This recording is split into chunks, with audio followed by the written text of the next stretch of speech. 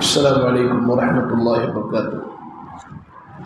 بسم اللہ الرحمن الرحیم، الحمد للہ رب العالمین، والصلاة والسلام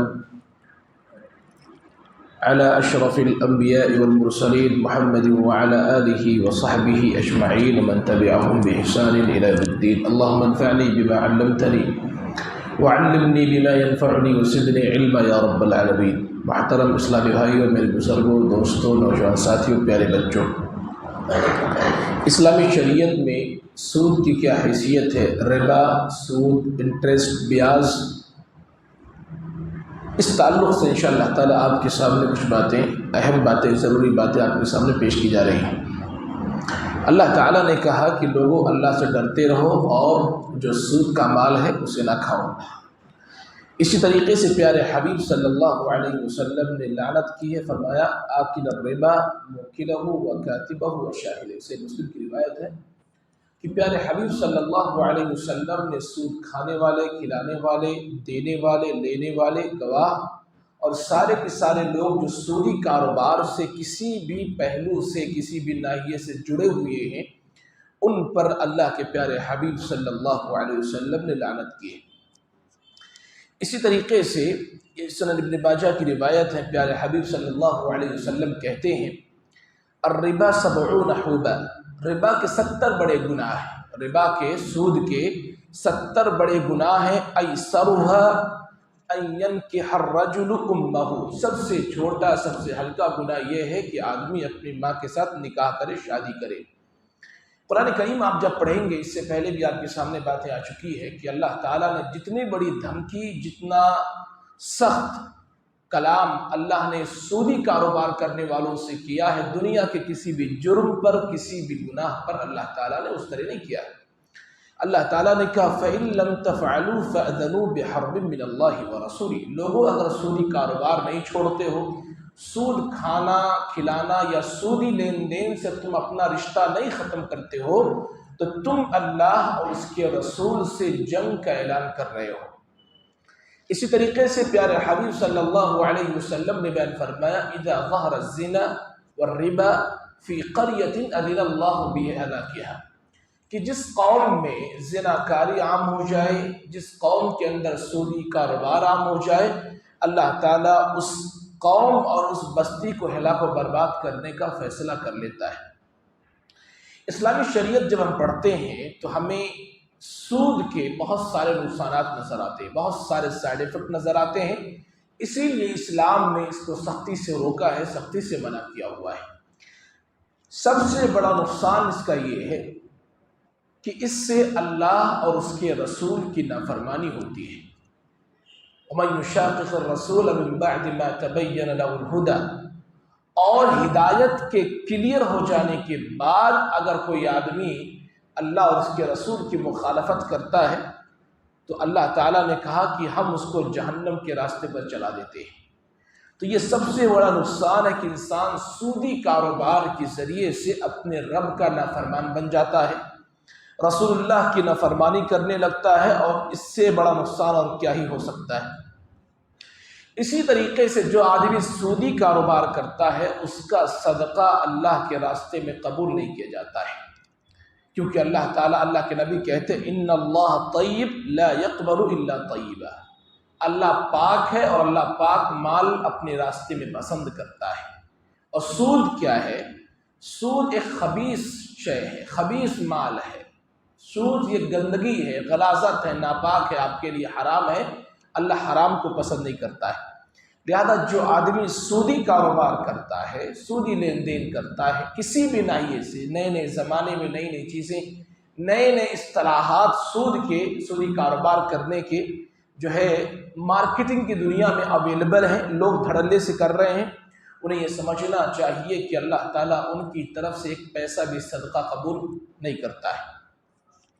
اسی طریقے سے تیسرا بڑا نقصان یہ ہے کہ جو سودی کاروبار کرتا ہے اس کی دعا رد کر دی جاتی ہے، دعا قبول نہیں ہوتی ہے۔ کیوں؟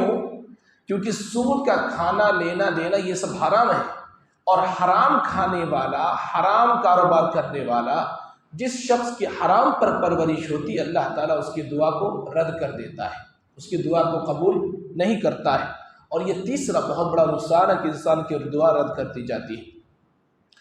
اسی طریقے سے چوتھا بڑا نقصان یہ ہے، نقصان نمبر 4 یہ ہے کہ سودی کاروبار کی وجہ سے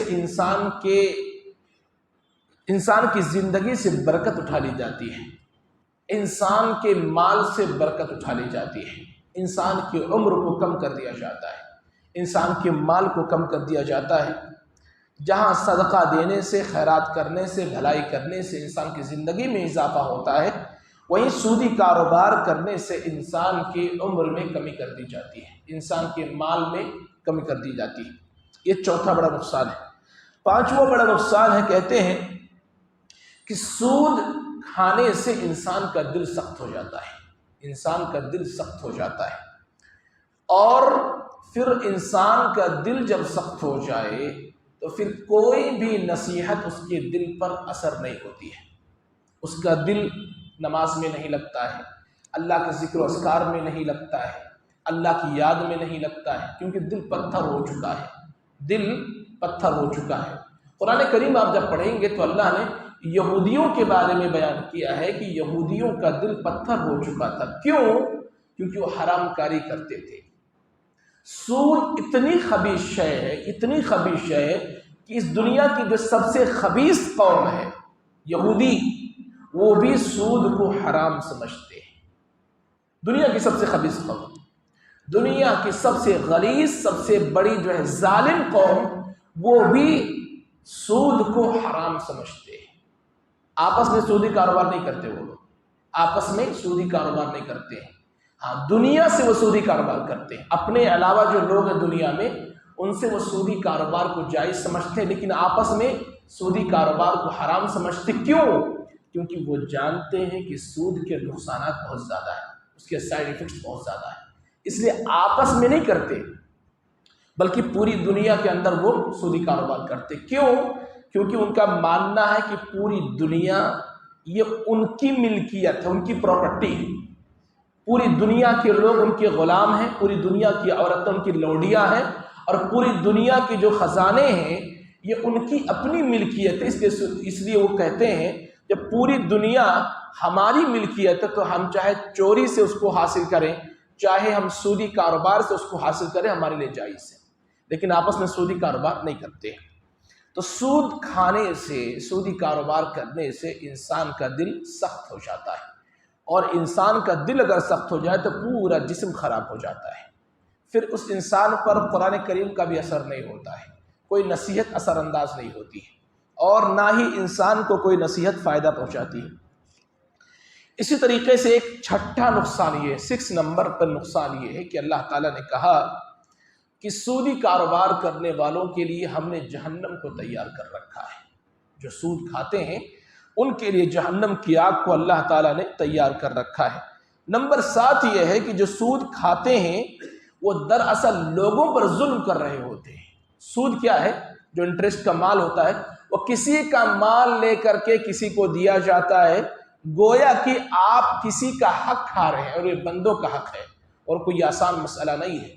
آپ کی عبادتوں میں کچھ کمی ہو اللہ اسے معاف کر سکتا ہے، لیکن بندوں کے حقوق میں کچھ کمی ہو جائے اللہ تعالیٰ اسے تب تک معاف نہیں کر سکتا جب تک بندہ آپ کو معاف نہ کر دے۔ تو سودی کاروبار کرنے والا، کھانے والا دوسروں کا حق کھا رہا ہوتا ہے۔ اسی طریقے سے سودی کاروبار کرنے والے شخص کے لیے ایک بہت بڑا نگیٹو پوائنٹ یہ ہے کہ وہ جو کھا رہا ہے کسی کا کھا رہا ہے، اور جس کا وہ کھا رہا ہے وہ مظلوم ہے، وہ مظلوم ہے۔ وہ مظلوم اگر یہ بد دعا کر دے کہ اللہ میرا مال جہاں جہاں گیا ہوا ہے، جو لوگ کھا رہے ہیں ان کو تباہ و برباد کر دے، تو اللہ تعالیٰ کے پیارے حبیب نے کہا اتقی دعوت المظلوم، مظلوم کی بد دعا سے بچو۔ اگر مظلوم بد دعا کر دے تو اس کے اور آسمان اور قبولیت کے درمیان سوائے آسمان کے اور کوئی چیز نہیں، وہ ڈائریکٹ آسمان سے ٹکرا جاتی ہے۔ اگر آپ سود کا مال کھا رہے ہو تو گویا آپ کسی انجانے میں ہی صحیح کسی کے اوپر آپ ظلم کر رہے ہو، اور جس نے سود کا انٹرسٹ بھرا ہوا ہے بینک کے اندر کسی بھی تھرو سے، اگر اس نے بد دعا کر دیا کہ اللہ جو ہے مجھ پر ظلم ہوا ہے، میرا مال لوگوں نے ناجائز طور پر سود کے راستے سے قبضہ کر لیا ہے، اللہ جو کھا رہے ہیں اس وقت میرا مال، اللہ ان کو تباہ و برباد کر دے، پھر آپ کو کوئی بچا نہیں سکتا ہے۔ تو یہ بہت بڑا نقصان ہے، بہت بڑا نقصان ہے۔ اسی طریقے سے سودی کاروبار کرنے والے جو قوم ہوتی ہے، اللہ ان میں بھوک مری پیدا کر دیتا ہے، ان میں قحط سالی آ جاتی ہے۔ اسی طریقے سے پیارے حبیب صلی اللہ علیہ وسلم نے کہا کہ 7 ہلاک کرنے والی چیزوں سے بچو۔ وہ چیزیں جو آپ کی دنیا بھی ہلاک کرتی ہیں، آپ کی آخرت بھی ہلاک کرتی ہیں، ان 7 چیزوں میں سے آپ نے دوسرے نمبر پر بیان کیا الربا، اکل الربا، لوگوں سود کھانے سے بچو، یہ ہلاک و برباد کرنے والی چیز ہے۔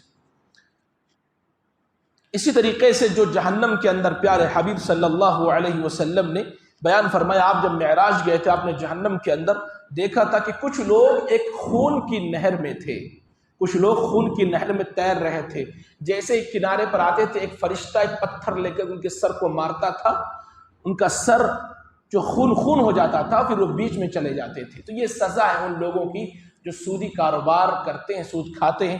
یہ کچھ 11 بڑے نقصانات، 11 بڑے سائیڈ ایفیکٹ اس کے بتائے گئے ہیں۔ اتنے نقصانات کے بعد بھی اگر کوئی مسلمان سود کھائے تو اسے اپنے ایمان کا جائزہ لینا چاہیے، اپنے اسلام کا جائزہ لینا چاہیے کہ واقعی وہ مومن بچا ہے، کیا وہ واقعی مسلمان رہ گیا ہے۔ اللہ تعالی ہمیں ان باتوں کو سمجھنے، ان باتوں کو اپنی زندگی میں لانے، اور ان باتوں اور ان حرام چیزوں سے اللہ تعالی ہمیں اپنی حفاظت کی توفیق عطا فرمائے۔ اللہ تعالیٰ جب تک دنیا میں رکھے کتاب و سنت پر باقی رکھ، جب ہمارا خاتمہ ہو تو ایمان بالخیر پر ہو۔ صلی اللہ علی خیر خلق محمد وعلی آلہ وصحبہ اجمعین برحمتک یا ارحم الراحمین۔ السلام علیکم ورحمۃ اللہ وبرکاتہ۔